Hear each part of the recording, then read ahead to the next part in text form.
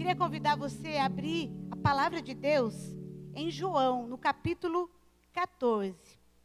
Esse texto é tão conhecido por todos nós, e eu confesso que eu estava até com saudades de pregar em João 14. Há muito tempo que eu não pregava em João 14. E nesses dias o Pai tem me levado até ele. Eu gostaria de ler com você e começarmos essa palavra que o Senhor tem para nós em João capítulo 14, no versículo 6, a partir do versículo 6, que diz assim: Eu sou o caminho, a verdade e a vida, respondeu Jesus, o próprio Jesus dizendo: Ninguém vem ao Pai a não ser por mim. Se vocês realmente me conhecem, conheceriam também o meu Pai. Já agora, vocês o conhecem e o têm visto.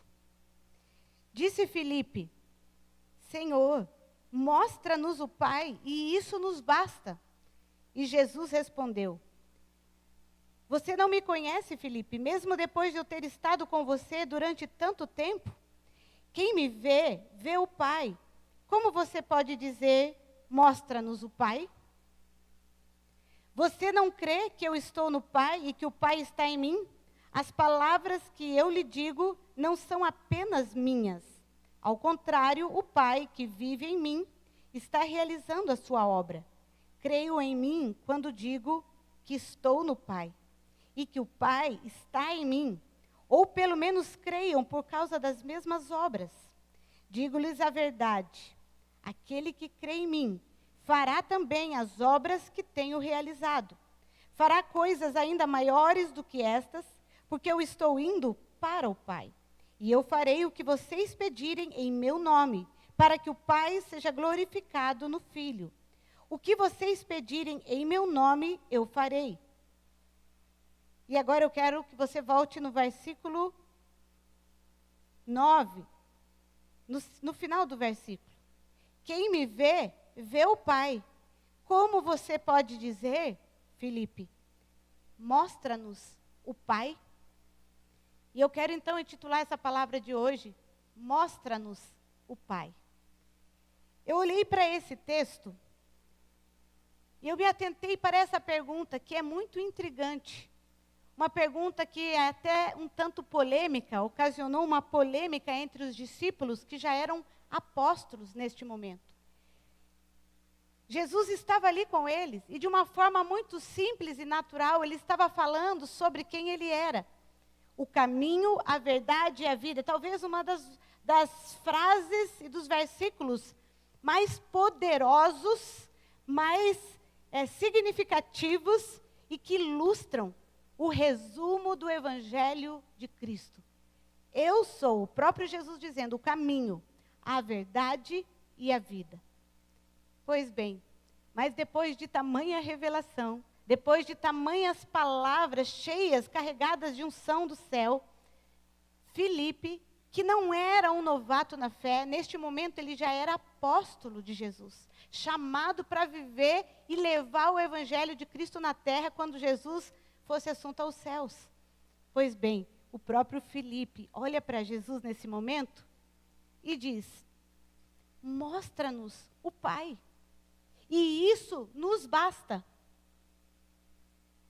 Preste atenção, como pode Filipe, nessa altura da caminhada com Jesus, ainda fazer essa pergunta?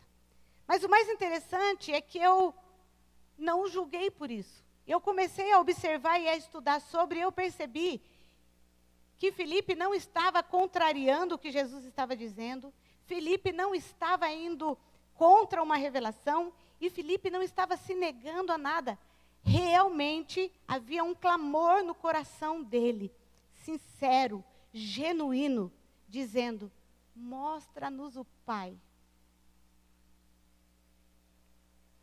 E essa pergunta, ela revelou para mim duas realidades do coração de Filipe, que também refletia, provavelmente, o coração de muitos ali, naquele ambiente profético onde eles estavam.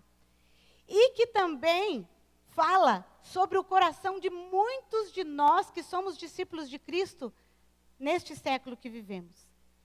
eu percebi duas verdades. Primeira, havia realmente uma falta de revelação para Filipe, uma falta de percepção. Ele realmente não tinha compreendido uma realidade que Jesus estava dizendo já por algum tempo, e não só dizendo, mas vivenciando. Jesus falava o tempo todo a eles que ele e o Pai eram um. Jesus estava falando aqui da unidade dele com o Pai. Jesus também estava falando que ele era Deus, que ele não era um homem comum, mas que ele era Deus. Então era uma verdade teológica que nós hoje estudamos e aprendemos, até em seminários teológicos, sobre a divindade de Cristo. E por isso mesmo Jesus se surpreendeu com a pergunta. E é interessante que no versículo 9, Jesus não deixa de demonstrar a surpresa dele. E ele fala: você não me conhece, Filipe? Mesmo depois de eu ter estado com vocês durante tanto tempo? Essa pergunta, e principalmente na cultura da época, rabina, quando você respondia uma pergunta com outra pergunta, significava que nessa pergunta você está demonstrando para o outro que há uma realidade que para ele já deveria ser conhecida, que para ele já deveria ser quase que óbvia. Pois bem, mas não era para Filipe. E por isso se tornou intrigante para Jesus. Você ainda não me conhece? Mas perceba, primeiro Filipe falou: mostra-nos o Pai. Então na cabeça de Filipe havia ainda uma separação entre os dois. E é por isso que ele fez essa pergunta. Ele não tinha ainda a percepção espiritual de que Deus e Jesus eram um. E que por isso Jesus era Deus, não era um homem. Essa falta de percepção e discernimento espiritual é muito comum entre nós ainda. E eu lembro de uma palavra que eu preguei há pouco tempo sobre os discípulos no caminho de Emaús. E vocês se recordam que eu falei sobre como podia aqueles dois discípulos de Emaús, caminhando naquela estrada de Emaús, do lado de Jesus. Realmente eles amavam Jesus, realmente eles estavam muito tristes, porque Jesus não estava mais ali entre eles.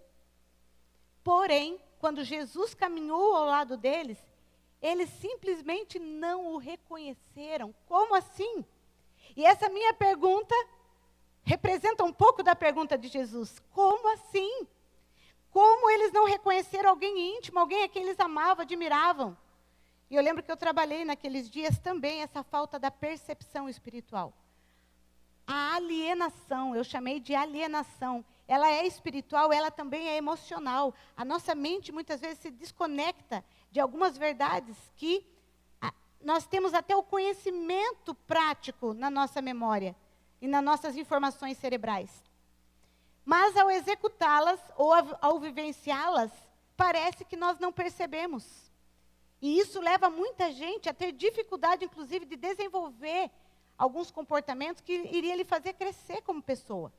Parece que é uma alienação mental, uma alienação emocional e também uma alienação espiritual.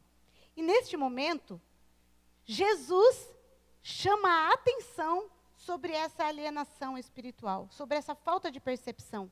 E também sobre a falta de uma maturidade espiritual. Porque aquela altura da caminhada deles com Jesus, eles já deveriam saber, mas agora se referindo a Filipe, ele já deveria saber quem Jesus era e quem Deus era para ele, como Pai. Mas o fato é que, primeiro, não havia essa percepção e esse discernimento espiritual. E, em segundo lugar, não havia a revelação no interior de Filipe de quem Deus era para ele como Pai. E quando eu olhei para essas duas realidades, eu falei: uau, o Espírito Santo, é verdade. Como nós temos essas duas dificuldades na caminhada cristã de muitos de nós. Primeiro, a falta de percepção espiritual, de realidades espirituais já apontadas para nós. E segundo, uma dificuldade, muitas vezes, de olhar para Deus e vê-lo como Pai. E talvez muitos de nós tenham gritado na sua alma no seu espírito, na sua mente, nos seus comportamentos, essa pergunta que Filipe fez. Ela se tornou a pergunta para muitos de nós. Mostra-nos o Pai, e isso nos basta. Talvez nós temos gritado isso.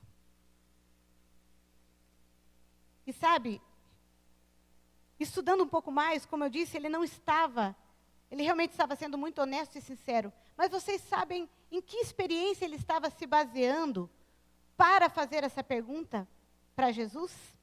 Para fazer essa solicitação, esse pedido, esse clamor para Jesus? Ele estava se baseando na experiência da transfiguração, porque ela já havia acontecido nessa época. Mas quem estava lá com Jesus era Pedro, Tiago e João.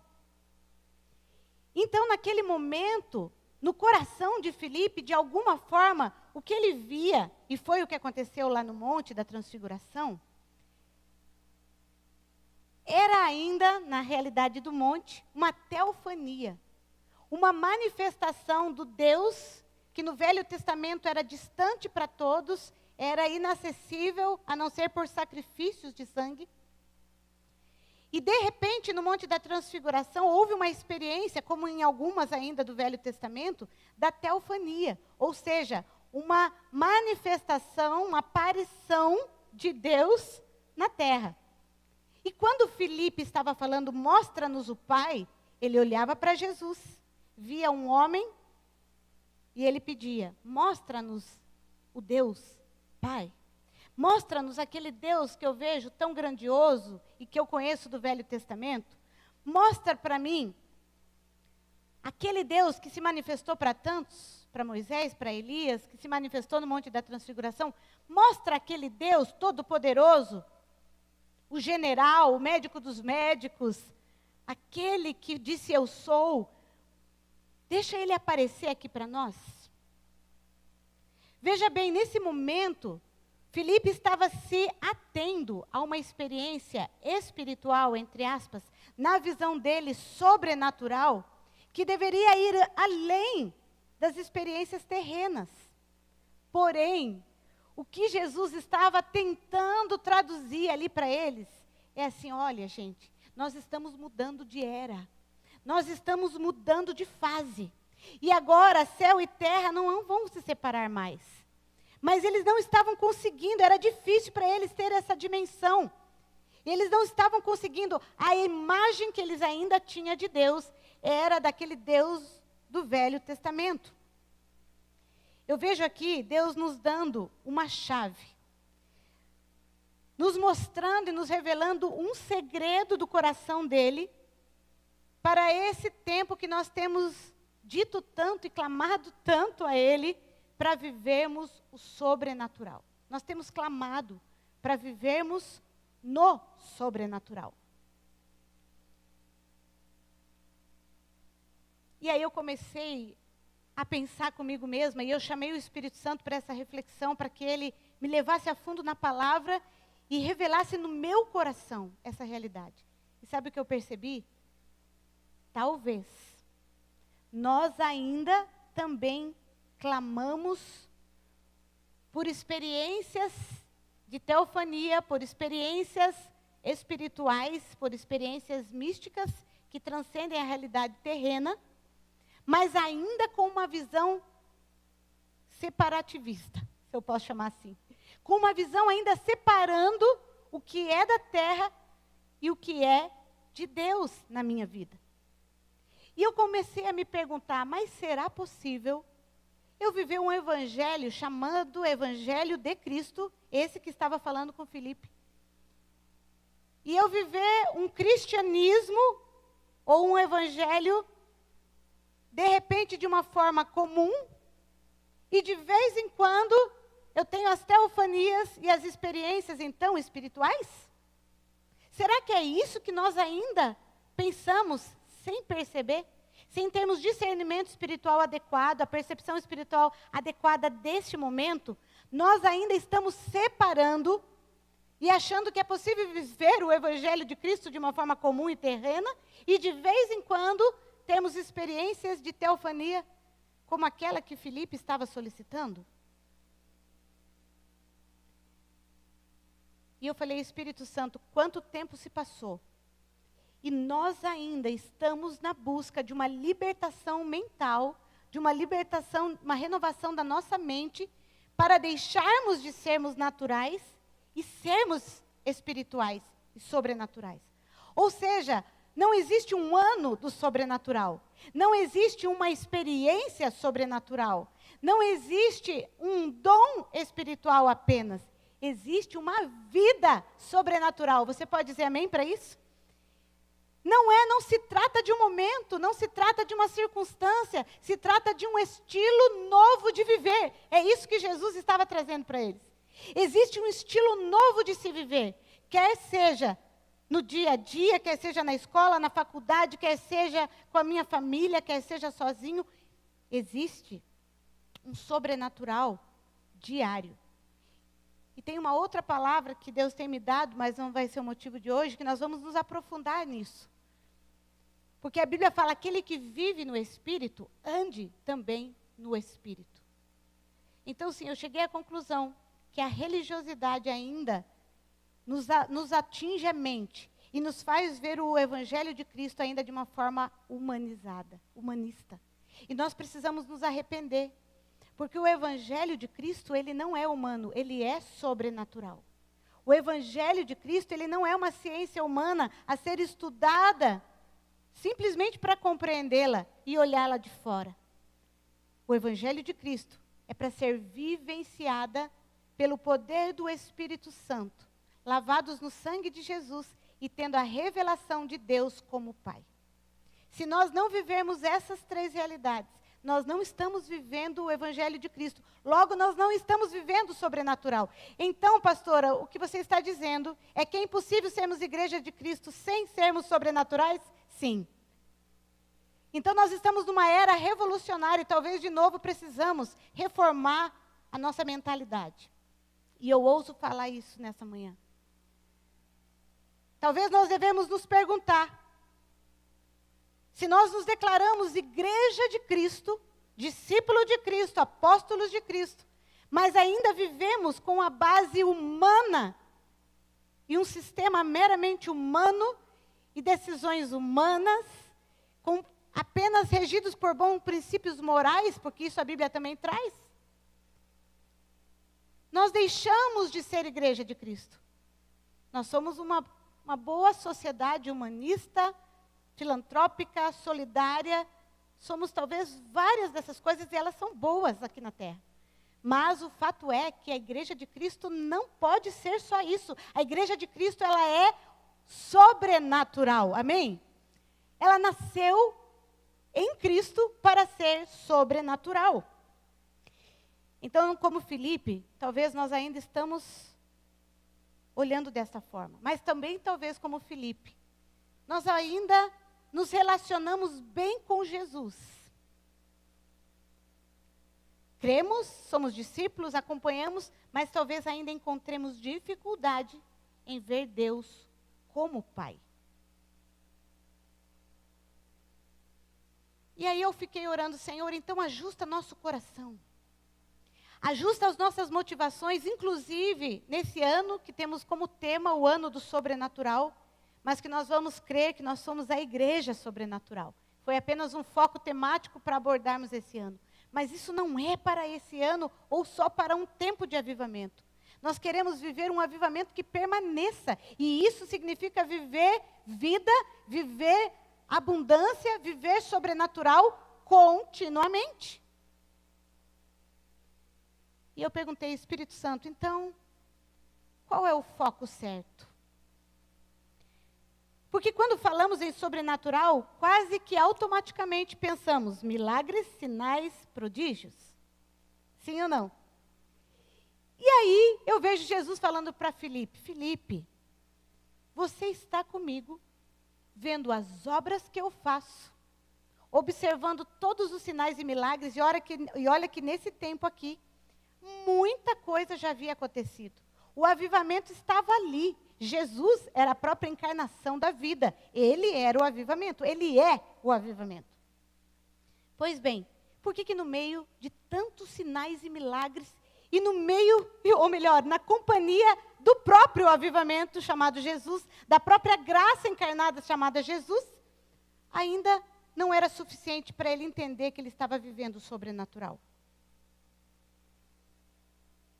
E aí o Espírito Santo falou ao meu coração, porque eles estavam vivendo todas aquelas experiências, sem que dentro deles houvesse uma profunda e verdadeira revelação de Deus como Pai.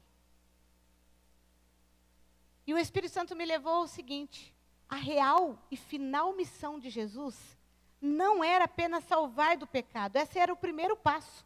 Salvação do pecado era o primeiro passo e é o primeiro passo da missão de Cristo na terra. Mas o segundo passo dessa missão é trazer revelação, a revelação da paternidade de Deus. Por isso, quando Filipe disse, mostra-nos o Pai, havia um grito, um anseio de ver Deus como Pai. Por isso não era suficiente, não é que ele não estava usufruindo de Jesus e da companhia dele, mas realmente não é suficiente, porque Deus é Deus Pai, Deus Filho e Deus Espírito Santo. E a revelação de Deus como Pai, eles não estavam conseguindo encontrar, e havia um conflito, uma angústia no coração de Filipe, e essa pergunta era real, era fruto dessa expectativa, desse grito do coração dele, que não é só dele, é o grito do coração de todo ser humano. Porque a maior revelação da graça foi a possibilidade de um relacionamento com Deus, que antes no Velho Testamento era só apenas visto como criador, como um juiz, como médico dos médicos, como general dos exércitos. Mas agora, Jesus tinha vindo para fazer um marco. E o principal e o final, o marco final da missão de Cristo era trazer de volta o relacionamento com Deus, do homem com Deus. E esse relacionamento não é possível se nós não o enxergarmos emocionalmente, espiritualmente primeiro, emocionalmente depois, como Pai. E aqui nós vamos retornar ao princípio básico. Quando Deus criou o ser humano, lá no Jardim do Éden, Deus trouxe uma revelação. Eu criei você para se relacionar comigo. Esse foi o objetivo da nossa criação. Mas com o pecado, você e eu sabemos que essa relação ela foi perdida, não porque Deus queria. Justamente Ele não queria que o pecado entrasse, porque Ele sabia que a hora que o pecado, a desobediência entrasse, esse relacionamento seria rompido. Porque Deus não pode permanecer onde está o pecado. Então veio a era da lei, porque Deus precisou estabelecer leis para o homem conseguir sobreviver na terra, até que a graça fosse encarnada. E por isso ele foi conhecido dessa forma. Mas quando Jesus veio, olha que coisa mais linda. Quando Jesus veio, Deus estava dizendo o seguinte: e nas minhas loucuras, nos meus tempos com Deus, e conhecendo o coração de Deus, entendendo que é verdade que a palavra diz, que o Espírito revela a mente de Deus, como Ele pensa e como Ele sente, eu tenho buscado por isso, através da palavra. E com a palavra eu fui percebendo uma realidade. Deus criou o homem para se relacionar. Deus perdeu o homem, o seu relacionamento com o homem, e o homem perdeu o seu relacionamento com Deus. Por isso, Deus disse o seguinte: para que o homem consiga novamente captar a ideia no seu espírito de como é se relacionar comigo de novo, não só no espírito, mas na alma mesmo, nas suas emoções, porque Deus sabia que nós não somos só espírito. Então, não basta a revelação no nosso espírito de quem Cristo é. Nós precisamos uma revelação agora do nosso espírito vir para a nossa alma, para as nossas emoções serem convertidas, porque nós fomos feitos para nos relacionarmos. Isso eu acho demais de profundo. E é por isso que Deus pensou da seguinte forma: por que afinal Jesus precisou se tornar homem, carne humana? Primeiro, porque ele precisaria pagar a dívida do homem. Já vimos isso, mas tem o segundo motivo. Deus pensou da seguinte forma: o homem já se afastou de mim e não me vê mais como pai. Não tem relacionamento comigo. Eu sou no máximo um ser distante que alguns, por minha autorização, chegam para eles poderem continuar vivendo. E aí tem outro agravante, Deus observou. Deus, fez a família, fez os pais para representarem a Deus para os filhos. Só que com o pecado, a maioria dos homens contaminados não conseguiam mais ser o pai perfeito e transmitir níveis relacionais e emocionais no nível que Deus transmitia para Adão no Éden. Você pode imaginar a perfeição daquela relação? Pense comigo agora, como um ser relacional que você é, diante das necessidades que você tem. Você consegue imaginar a perfeição emocional daquela relação? Não havia vergonha, não havia medo, não havia restrições, não havia mentira, havia total cumplicidade, havia obediência, havia submissão, havia amor perfeito, havia palavras perfeitas, elogios perfeitos. Deus elogiava e elogia, inclusive a Ele mesmo, porque Ele quer nos ensinar autoestima. Ele diz que Ele fez, Ele trabalhou, Ele completou a obra, e quando Ele olhou, Ele disse: eis que tudo era muito bom. Deus é a autoestima perfeita. E Ele fazia isso com Adão. Ele o capacitou com autoestima. Ele mostrou para ele quem ele era. Ele lhe deu companhia, além da presença de Deus. Ele lhe deu uma mulher, porque ele sabia que havia necessidades relacionais. Ele deu a sexualidade no nível perfeito. Gente, eu olho para tudo isso e eu penso: uau!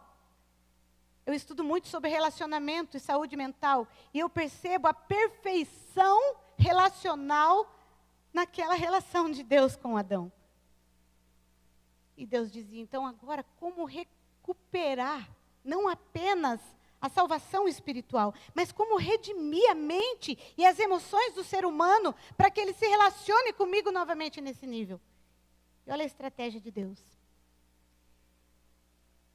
Se não for eu na forma de teofania mística, como um vento, como um fogo, se não for eu como... Por que o povo tinha medo de subir no monte? Porque era um fogo, sim ou não? Por que eles ficavam com medo se era Deus?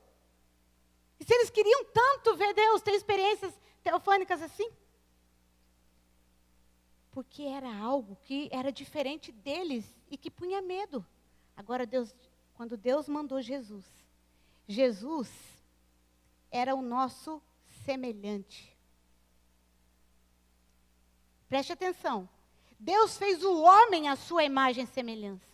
Agora, Ele manda, Ele se faz semelhança em carne para se relacionar ao homem.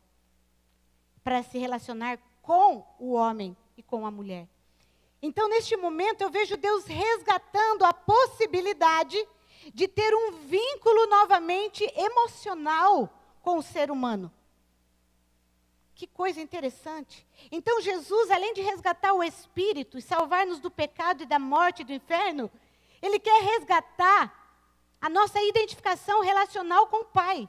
Mas o primeiro passo foi: eu me torno homem e eu me identifico com o homem. E isso se chama empatia, emocionalmente falando. E sabe alguns momentos que isso aconteceu? Eu vou passar rapidamente, foi o que eu trouxe no café com a pastora. Mas teve alguns momentos, vários na verdade, eu vou citar só esses dois.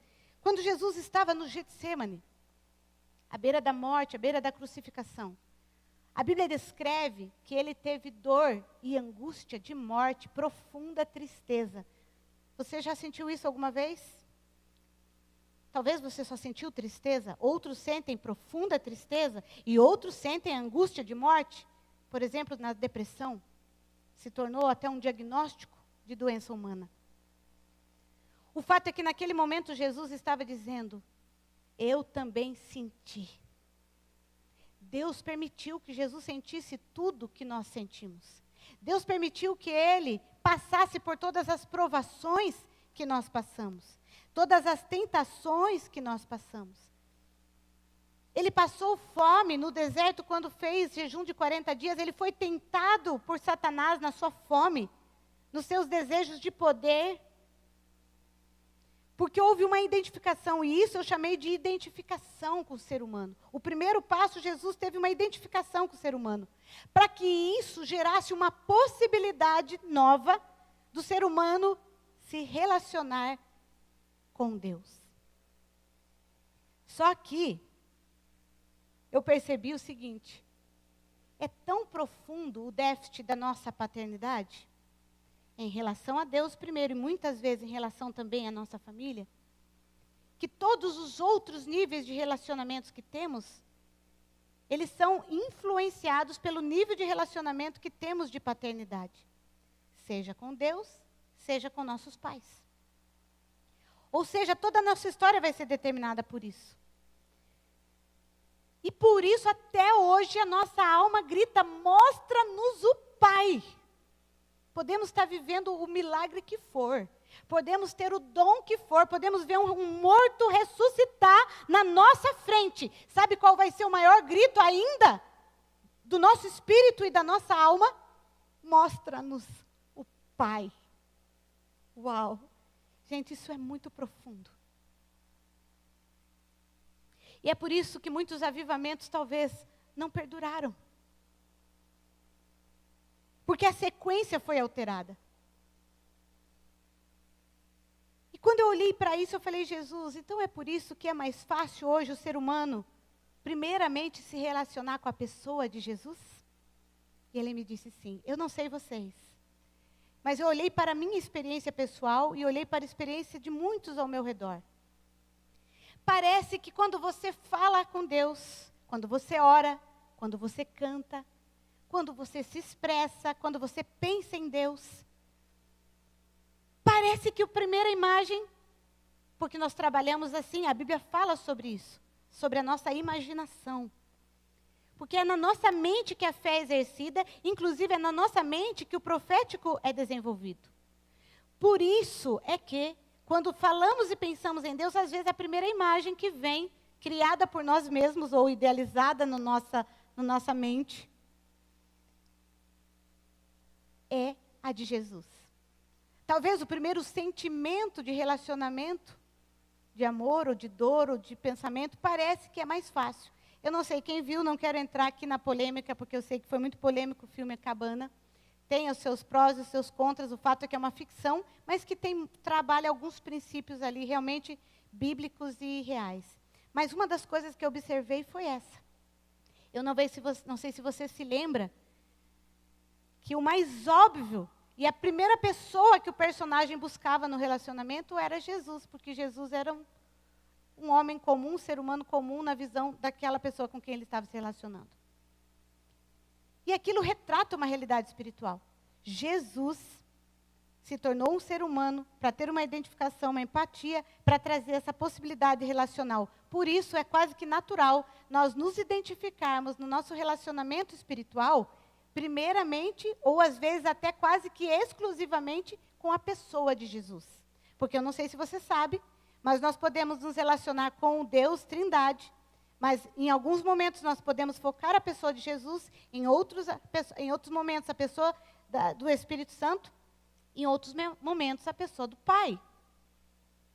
Mas se nós estamos nos restringindo à figura de Jesus, não está errado, nós não vamos para o inferno, ok, mas talvez nós estamos nos privando de usufruir dos outros tipos de relacionamento dentro da Trindade, que é possível a nós. Então aqui eu estou hoje, assim como Jesus estava naquele dia, para ajudá-los a responder o clamor do coração, mostra-nos o Pai. Lembrando, primeiro passo, Jesus vem e se identifica com a nossa dor, com a nossa humanidade, se identifica no relacionamento para nos aproximar dele. Segundo, possibilita esse relacionamento. Terceiro, traz a salvação do pecado. E por último, ele começa então, por essa aproximação conosco, nos trazer de volta para o coração do Pai. E o objetivo dele é dizer assim, agora que você está aqui pertinho, que você está compreendendo, que você está entendendo, que você está permitindo se relacionar comigo, eu quero que você conheça o Pai. Que você veja o Pai que habita em mim. O Pai que está em mim. É necessário para isso que a nossa mente seja redimida pelo sangue de Cristo. Que os nossos pensamentos, oriundos de uma herança lá do Éden, onde Deus se tornou um Deus distante, seja redimido por Jesus. É necessário que os nossos níveis de pensamento e relacionamentos com os nossos pais da terra, que em algum momento deixaram marcas negativas, sejam redimidos pelo sangue de Cristo, para que então a nossa mente consiga enxergar Deus como Pai. E o Espírito Santo me trouxe algo.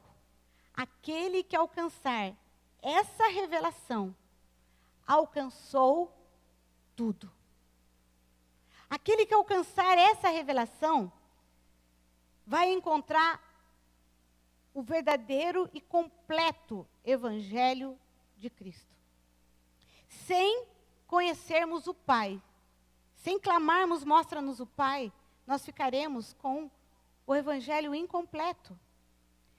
Não teremos a vida abundante que Jesus prometeu. Não viveremos o Evangelho de uma forma plena e leve como Ele prometeu.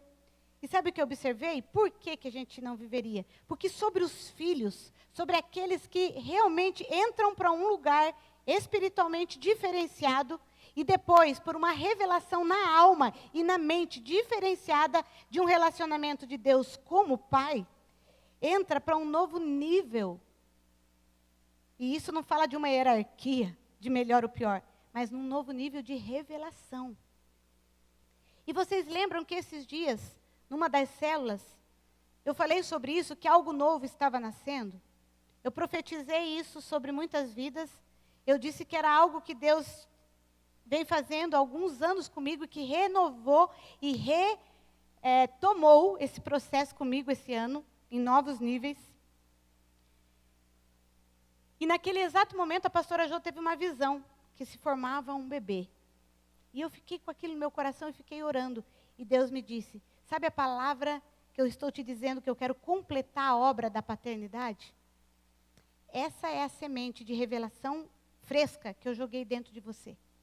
O bebê é essa vida completa, esse evangelho completo, essa missão completa, que vocês vão entender um pouco mais agora. E é isso que eu quero que você também divida com os meus filhos. Porque é esse o novo, apesar de ser a tempo. Talvez você pense, há algum tempo tem se falado de paternidade, sim ou não? Há algum tempo. Desde que se começou a falar de cura interior na igreja, está se falando de paternidade. Eu falei, Deus, então não é algo tão novo assim. Ele disse assim, novamente se tornou uma semente religiosa. Onde se sabe sobre paternidade. Onde até se fala sobre paternidade, mas ainda não se vive no nível de profundidade que eu quero que vocês vivam como filhos. E aí o Espírito Santo falou comigo, há algumas marcas de herança, porque filho tem herança. Isso nós temos o entendimento já na nossa mente. Pois é, mas quais são essas heranças? E claro que são muitas, mas aqui eu vou falar só algumas bem específicas que o Senhor me trouxe nesse texto. Heranças que carregamos, que são sinais para nós mesmos e para os outros, que nós somos filhos, que nós já temos a revelação de paternidade. Que nós realmente já nos comportamos num relacionamento de pai e filho, e já manifestamos como filhos de Deus. Por isso a Bíblia fala que a geração clama pela manifestação dos filhos de Deus. Não fala que clama pela manifestação dos missionários. Não fala que clama pela manifestação dos pastores. Não fala que clama pela manifestação de profissionais e terapeutas. Não fala que clama pela manifestação de apóstolos. Mas fala que clama pela manifestação dos filhos. Só quem é filho manifestará a real glória de Deus. Só quem é filho fará a real obra de Deus. Só quem é filho manifestará realmente o reino de Deus. Só quem é filho transmitirá DNA de filho. Aleluia! Você pode dizer glória a Deus? Então, o Senhor está trazendo um novo nível para nós. E esses dois sinais principais que eu quero trazer aqui, para que nós olhemos de forma prática, para nós mesmos, e olhemos, afinal, eu já tenho a revelação da paternidade, eu já tenho me comportado como filho, eu já tenho vivido isso. Primeiro sinal, primeira herança, Jesus diz em João 14, o texto que nós lemos, eles farão obras maiores que eu. Ele disse, a hora que vocês entenderem que eu e o Pai somos um, e que vocês, ao compreenderem isso, podem se relacionar de novo comigo, logo com o Pai, como Pai, e vocês se verem como filhos, então vocês farão, porque o versículo vem na sequência, obras maiores que eu. Agora, muitas vezes nós buscamos as obras, e a Bíblia chama de obras mortas. Quando queremos fazer obras, imitar as obras dos filhos de Deus, mas sem a real filiação de Deus. Nós continuamos sendo bastardos e nos comportamos como bastardos. Pode até haver imitações, mas não serão obras vivas. Obras que frutifiquem e que todo mundo olhe e diga, uau, são obras, não são da terra, são do céu. Agora, isso deve ser uma constante na igreja. Não é para um evento de avivamento. Não é para um encontro com Deus. Deus quer que vivamos assim. Vocês viverão a verdade do sobrenatural ou vocês viverão o sobrenatural de verdade. E o Senhor me trouxe algo que eu fiquei por um tempo pensando. Orando, clamando, me arrependendo e me ajustando e me alinhando ao coração do Pai. Ele disse o seguinte, paternidade de Deus. A revelação da paternidade de Deus, associada com uma ação dos homens como filhos de Deus, é baseado no verdadeiro amor. E como fruto vem a manifestação sobrenatural de quem eu sou na terra. Mas, se quem reger isso for a orfandade, e não houver essa paternidade real dentro do ser humano, ele agirá como escravo, baseados em dores, em rebeliões, em revoltas, em superficialidades, e o fruto disso é feitiçaria, esoterismo, magia, o que também existe na terra. Ou seja, existe um sobrenatural que não vem de Deus. Uau! É por isso que existiu o Simão o mágico que tentou imitar Paulo. Quem se lembra disso? Ou Pedro, não me lembro, dos milagres. É por isso que Saul foi e conseguiu que uma cartomante desse lá uma ideia para ele de algo que ia acontecer. Porque demônios tentam imitar alguns poderes de Deus até hoje.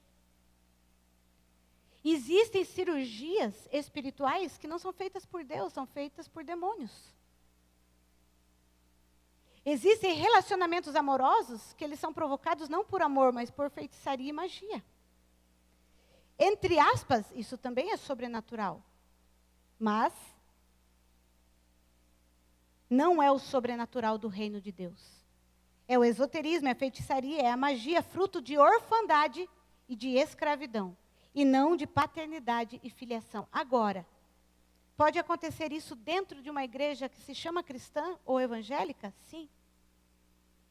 A Bíblia fala que se eu não opero pelo espírito de filiação, mas opero pelo espírito de rejeição e orfandade, o fruto disso será obra morta. E a Bíblia chama pior do que feitiçaria. Porque se não agimos como filho, estamos na lei da rejeição e da rebelião. E se fazemos isso, aonde opera a lei e rebelião e castigo, opera a escravidão. E o fruto é qualquer coisa menos obra viva e sobrenatural do reino de Deus. Mas isso não é o que queremos e o que buscamos. E é por isso que queremos clamar cada dia. E hoje, novamente, mostra-nos o Pai, Jesus. Mostra-nos o Pai. Nós nos recusamos a continuar uma busca do sobrenatural sem a revelação do Pai. Shunarabarasi. E olha que interessante, se num primeiro momento, o primeiro sinal e a primeira herança que eu estou trazendo, é quando Jesus disse, vocês farão obras maiores, então a primeira herança fala de obras maiores. Sim, Deus quer obras grandes, gigantescas, sobrenaturais. Não são naturais, não serão da terra, mas serão fruto de Deus, fruto do reino de Deus, fruto de um relacionamento perfeito, não de perfeição humana, mas de revelação espiritual. Agora, se de um lado estão as obras maiores, como a primeira herança aqui que eu quero trazer, sabe qual é a segunda herança? Eu preciso que você leia, porque esse nós não lemos. Em Mateus capítulo 11 agora. Mateus capítulo 11, a partir do versículo 25.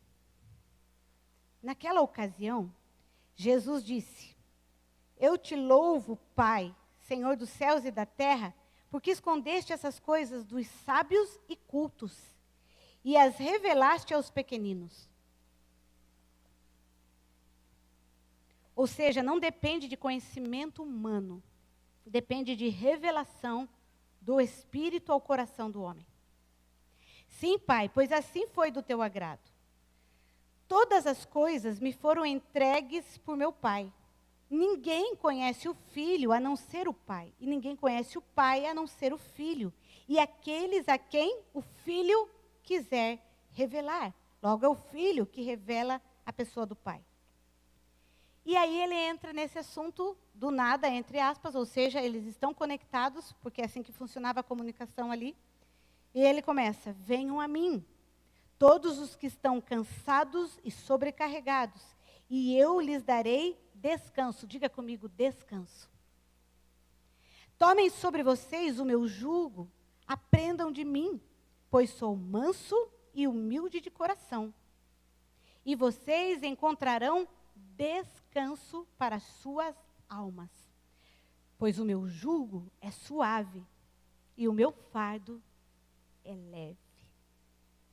Agora eu quero que você olhe, e por isso que aqui não é nada natural e não é humano e não é terreno.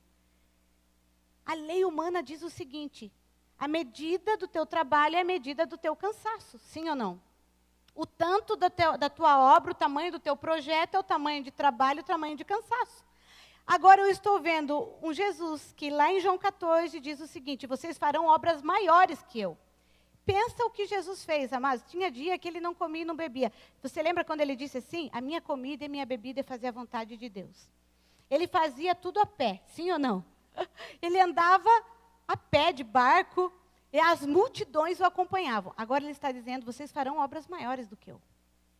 Então, vai exigir em algum momento também trabalho, esforço, energia física, humana, porque nós somos seres humanos. Porém, lá em Mateus 11, ele está dizendo assim, ele traz a mesma revelação anterior sobre o Pai. Se vocês conhecerem a mim, eu vou revelar o Pai, vocês vão entender a minha paternidade, e na sequência ele vai dizer assim, então, né, ou então vem por minha conta da linguagem portuguesa. Então, venham a mim. Se vocês entenderem a paternidade, primeiro, vocês virão a mim. Estarão acessíveis na relação. Segundo, vocês encontrarão descanso em mim. Então ele está dizendo, só é possível viver tudo isso que eu estou apresentando para vocês, inclusive fazer mesmo as obras que eu estou falando para vocês, se vocês compreenderem a dimensão do descanso sobrenatural. Até cansei no meio da palavra. O descanso sobrenatural que eu tenho para oferecer para vocês. Uau! Você está entendendo? Se você está entendendo, pega aí para você, amado. Se apropria. Você precisa entrar com a tua mente, sair da letra. Talvez algumas palavras ou até alguns conceitos aqui você já tenha acesso. Mas peça para ele, me revela no nível diferente hoje. Me revela no nível que o Espírito quer revelar para mim. Ele está dizendo assim, ó, não importa o tamanho das obras que tenho, no corpo humano nós vamos ter cansaço. Mas ele está dizendo, mas eu tenho um lugar de alma e espírito de pleno descanso. De um descanso completo para vocês. De uma vida abundante para vocês. Então, a segunda herança e o segundo grande sinal dos filhos de Deus é que vivem num lugar de descanso. Aleluia. E aí, amados, eu fiquei pensando, Pai, então significa que o teu descanso é o maior descanso e a maior leveza possível que o ser humano pode experimentar na terra ou na vida? E ele me respondeu, sim. E quando eu olhei para Mateus 11, eu terminaria a palavra aqui, eu já estou terminando, mas eu preciso falar muito rapidamente para você algo que o Espírito acrescentou. Ele disse, sabe por quê? Que quando vocês compreendem a minha paternidade e entram nesse nível de relacionamento comigo, vocês encontram esse lugar de descanso? Primeiro, porque vocês estabelecem de novo um vínculo de confiança comigo. Eu falei, Deus, mas por que o homem perdeu o vínculo de confiança contigo? Ele falou, primeiro vocês têm que recuperarem a fé. Por isso, primeiro é no Espírito. Por isso, quando você aceita Jesus, o primeiro passo é você ativar a fé. A fé não tem nada a ver com emoção, com sentimento, com alma. É no Espírito, é uma convicção, uma certeza e uma decisão. Mas isso ainda é no Espírito. Você não sente, você não pensa, você não tem emoções. Agora, quando eu quero transformar isso em relacionamento, você quer sair do âmbito apenas da fé e ir para a confiança, você está saindo do âmbito apenas espiritual, entrando no âmbito relacional. Você está dizendo, Deus, eu não só creio porque o meu Espírito me diz, porque a tua palavra me diz, porque as pessoas pregam. Agora, eu confio porque eu já tenho um vínculo emocional contigo. Um vínculo maior de confiança. E o exemplo desse vínculo foi de Jesus no Getsemane. Quando ele disse, Eloi, Eloi, lama sabachthani. Pai, Pai, por que me desamparaste? Naquele momento, ele gritou o grito da orfandade, o grito do desespero. Ele gritou a orfandade que ele sentiu do ser humano. Foi o todo que veio sobre ele. Foi o único momento que Jesus bradou por essa questão. Mas teve aquele outro momento, um pouco antes desse, que ele tinha dito, Pai, se possível, passa de mim esse cálice. Está muito difícil essa provação, essa dor. Mas sabe o que ele disse? Mas que não seja feita a minha vontade, seja feita a tua. Um nível de confiança sobrenatural. Porque ele já tinha um vínculo. Quando ele gritou na cruz, Eloi, Eloi, lama sabachthani. Ali a humanidade, a orfandade da humanidade veio sobre ele. E a Bíblia diz que logo depois ele expirou, ele morreu. Era o que faltava para ele levar para a cruz. E naquele exato momento, sabe o que aconteceu? Significava o que é humano vai morrer se você crer em Jesus. A orfandade vai ser esmagada na cruz se você crê em Jesus. E, inclusive, você tem sim possibilidade de retornar a ter emoções boas em relação a Deus como Pai. E foi tão lindo que naquele exato momento, a Bíblia descreve, o véu se rasgou. Aleluia. Está em Marcos, no capítulo 15. E o véu se rasgou lá de cima até embaixo. Se rompeu. E aquilo significava, está se rompendo as barreiras entre nós. E agora é para nós nos relacionarmos novamente. E sabe o que acontece, queridos? Isso não é normal, é sobrenatural. Na hora que o véu rasga, lá no templo, Jesus estava morrendo no Calvário, os guardas que estavam ao redor, que não viram o véu se rasgar, eles abrem a boca. E eles declaram uma verdade que os olhos deles contemplaram, porque os olhos deles foram abertos.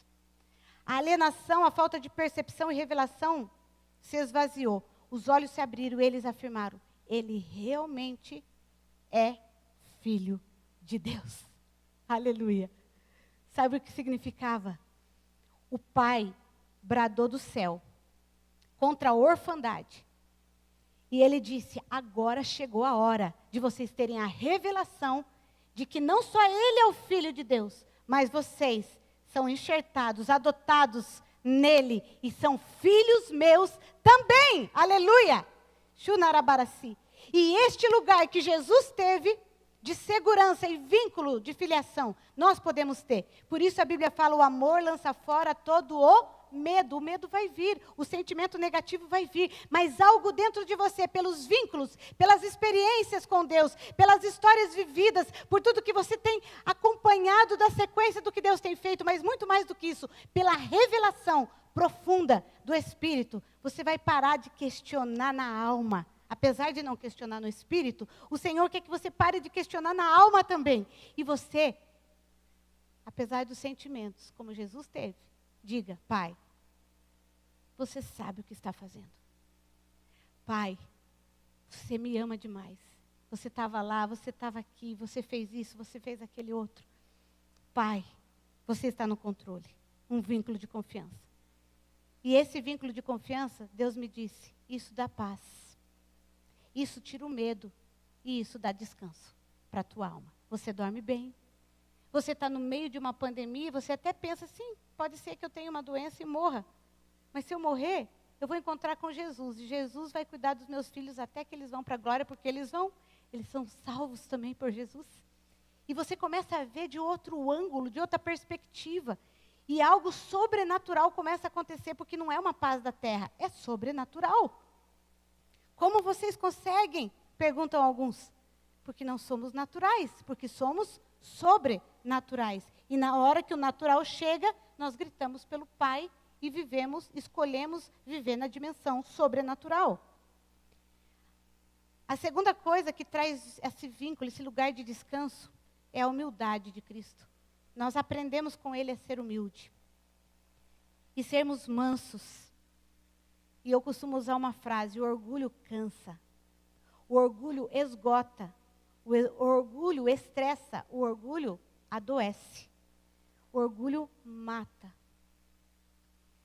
Mas se escolhemos a mansidão e a humildade de Cristo, nós nos largamos nos pés dEle, nos braços do Pai, e encontramos lugar de descanso, deixamos Ele nos mostrar o coração do Pai. E por último, esse lugar de descanso é possível porque nós aprendemos com Jesus, aos pés dele, a conhecer, a desenvolver esse relacionamento com o Pai e a termos inteligência emocional de um filho. Nós aprendemos a ser resilientes, a suportar as frustrações quando Ele não nos dá algo. Nós aprendemos a perdoar e a liberar perdão para as pessoas que erram conosco. A banda pode ir vindo. Nós aprendemos a confrontar, porque foi o que Ele fez ali no Getsemane. Ele confrontou os amigos dele, a quem Ele amava tanto e que dormiram na hora que Ele mais precisava. Ele perdoou a eles. Ele foi resiliente e forte à sua dor e permaneceu, e por 3 vezes Ele se levantou, lutou contra a sua dor e continuou o caminho da cruz. E por último, Ele estabeleceu limites. Quando chegou na 3ª vez, Ele olhou bem nos olhos dos seus amigos e discípulos e disse, agora chega, agora basta. É hora de vocês se posicionarem. Agora eu não estou pedindo, agora eu estou dando uma ordem. Se levantem, se posicionem, porque é chegado a pior hora do cristianismo, mas a melhor hora também. Quem passar pela pior hora, chegará na melhor hora. Quem passar pelo 1º e 2º dia, chegará ao 3º dia. Quem passar pela resiliência da tribulação, verá a vida e a ressurreição. Então agora, chega! O Pai também é firme, traz limites, e com isso nos ensina também a dar limites para as pessoas, o que é nosso, o que é deles. Isso nos dá descanso. Paz, descanso, alívio, é o que Ele dá. Eu quero terminar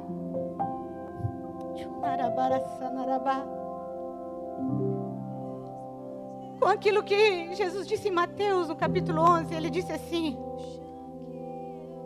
então Jesus começou a denunciar as cidades em que havia sido realizada a maioria dos seus milagres.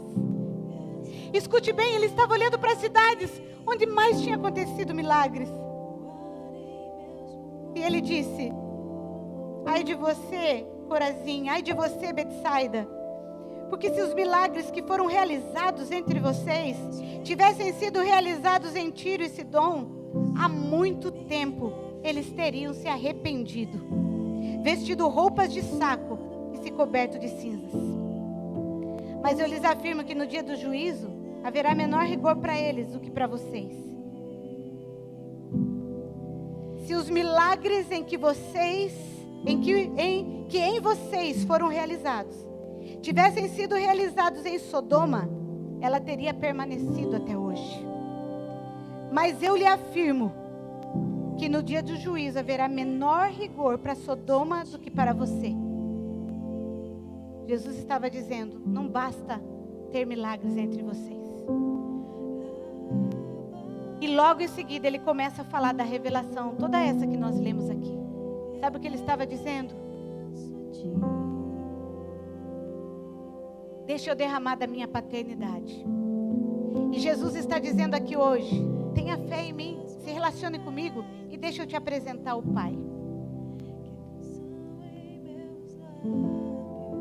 Quando chegou perto da morte de Jesus, isso aqui já estava próximo da morte.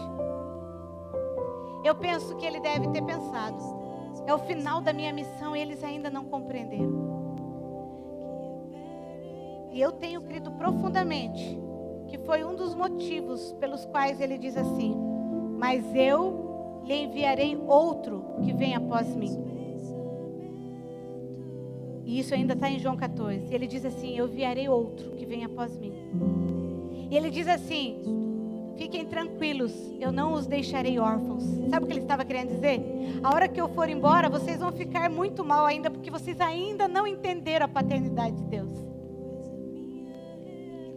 E, gente, eu fiquei admirada com isso, porque explica o porquê da alienação dos discípulos de Emaús, o porquê daquelas mulheres desesperadas, apesar de saberem que Jesus era ressuscitar, eles sentiram a orfandade ainda.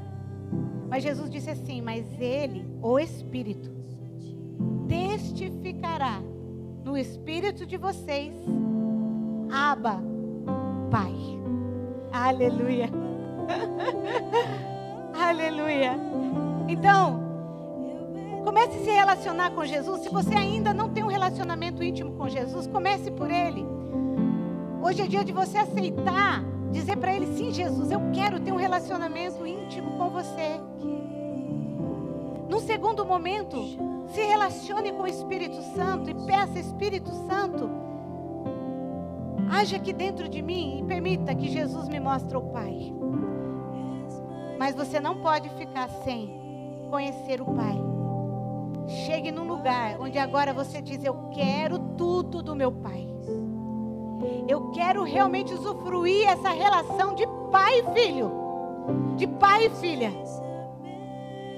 E hoje é dia de revelação. Espírito Santo de Deus, nesta hora, aonde você está, eu quero primeiro orar com você que quer ter esse relacionamento primeiro com Jesus. Diga assim comigo.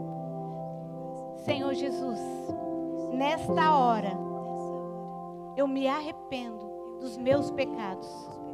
Eu aceito a salvação que o Senhor me ofereceu na cruz, para ser salvo do pecado, não ir para o inferno, e ir para o céu com o Senhor. Mas eu quero a obra completa do Senhor Jesus na cruz. Então eu também te peço, Jesus, não apenas salva o meu espírito, mas resgata a minha alma. E revela-me o Pai. Mostra-me o Pai. Mostra-me o Pai. E talvez essa oração não é só para quem está fazendo a oração para aceitar Jesus, como a gente compreende. Talvez ainda seja para você. Não tenha medo. Se você entende que ainda não chegou lá nessa revelação, seja humilde como Jesus e diga para Ele, mostra-me o Pai.